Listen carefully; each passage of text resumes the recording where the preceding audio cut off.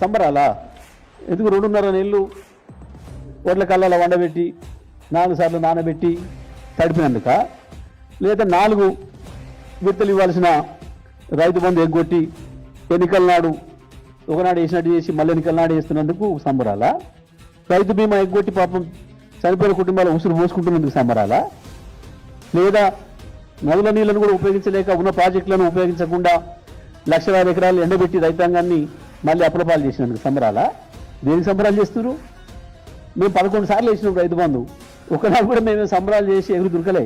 ప్రభుత్వంగా మన బాధ్యత మాట ఇచ్చినాం, చేసినాం, పోయినాయి రైతులకు అట్లా నిమిషాల మీద. ఏడాదిని అర్థం దాటింది మాట ఇచ్చి, ఇప్పటి 3 సార్లు ఎగ్గొట్టి 4వ కదా.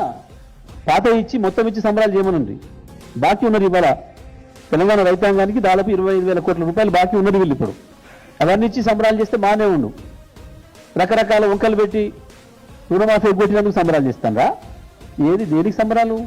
రైతు మళ్ళీ అప్పుల పాలు అవుతుండని సంబరాలు చేస్తారా? అంటే బాగాని సిగ్గంపిస్తలేదా వాళ్ళకు? ఎద చేసుకోవాలి సంబరాలని? సిగ్గంపియాలి సంబరాలు చేసుకోవడానికి కొంచెమన్నా. ఇన్ని రకాలు మోసం చేసి రైతుల్ని నేను ఇచ్చినని సంగలు కుట్టుకొని సంబరాలు చేస్తున్నారు. ఇంకా వీళ్ళు చేసుకోవాల్సిందే సంబరాలు, రైతులు ఎవరు లేరాడా సంబరాలు చేసుకోవడానికి?